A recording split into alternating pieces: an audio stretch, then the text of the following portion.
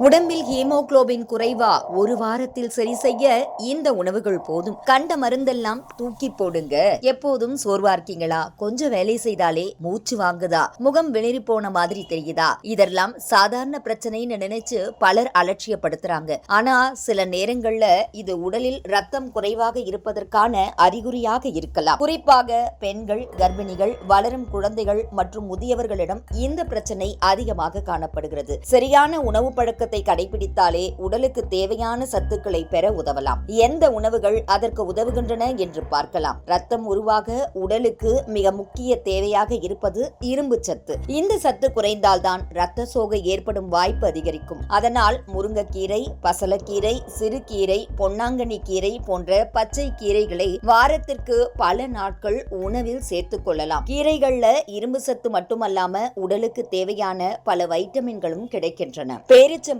மாதுளை, உலர் திராட்சை, அத்திப்பழம் போன்ற உணவுகளும் இரத்த சோகை உள்ளவர்களுக்கு உதவக்கூடியவை என்று பலர் பயன்படுத்தி வருகிறார்கள். குறிப்பாக பேரிச்சம்பழத்துல இரும்பு சத்து இருப்பதால அளவோடு உணவில் சேர்த்துக் கொள்ளலாம். அதேபோல் மாதுளை பழமும் ஆரோக்கியமான உணவு பழக்கத்தின் ஒரு பகுதியாக இருக்கலாம். இவை மட்டும் போதாது, சீரான உணவு முறையுடன் சேர்த்து எடுத்துக்கொள்ள வேண்டும். இரும்பு சத்து நிறைந்த உணவுகளை சாப்பிடுவதோடு வைட்டமின் சி நிறைந்த உணவுகளையும் சேர்த்து சாப்பிடுவது முக்கியம். ஏன்னா வைட்டமின் சி இரும்பு சத்தை உடல் நன்றாக உறிஞ்சிக் கொள்ள உதவுகிறது. அதே நேரத்துல இரும்பு சத்து மாத்திரை எடுத்த உடனேயே டீ அல்லது காஃபி குடிப்பதை தவிர்க்க சொல்லப்படுவதற்கு காரணமும் இதனால் தான். அசைவ உணவு சாப்பிடுபவர்களாக இருந்தால் மருத்துவரின் ஆலோசனைக்கு ஏற்ப முட்டை, மீன், கோழி போன்ற புரதம் மற்றும் இரும்பு சத்து கொண்ட உணவுகளையும் அளவோடு எடுத்துக் கொள்ளலாம். சைவ உணவு சாப்பிடுபவர்கள் பருப்பு வகைகள், கொண்டை கடலை, கருப்பு உளுந்து, சோயாபீன்ஸ் போன்றவற்றை அடிக்கடி உணவில் சேர்த்துக் கொள்ளலாம். ரத்த சோகை இருந்தா உணவு மட்டும் போதும்னு நினைக்க கூடாது. சிலருக்கு இரும்பு சத்து, வைட்டமின் B12 அல்லது ஃபோலேட் குறைபாடும் காரணமாக இருக்கலாம். அதனால அடிக்கடி சோர்வு, தலை சுற்றல், மூச்சு திணறல், இதய துடிப்பு அதிகரித்தல் போன்ற அறிகுறிகள் இருந்தா மருத்துவரை அணுகி ரத்த பரிசோதனையை செய்து காரணத்தை தெரிஞ்சுக்கணும். அதன் பிறகுதான் சரியான சிகிச்சையோ அல்லது சத்து மாத்திரைகளோ தேவைப்படுகிறதா என்பதை முடிவு செய்ய வேண்டும். ரத்தம் குறைவது ஒரு சாதாரணமான விஷயம் அல்ல. ஆனால் சரியான நேரத்துல கவனித்தால் அதை நிர்வகிக்க முடியும். சத்தான உணவுகளை தினசரி உணவுல சேர்ப்பது, மருத்துவர் பரிந்துரைத்த சிகிச்சையை பின்பற்றுவது, தேவையான பரிசோதனைகளை செய்வது போன்ற நல்ல பழக்கங்கள் உடல் நலத்தை மேம்படுத்த உதவும். சோர்வை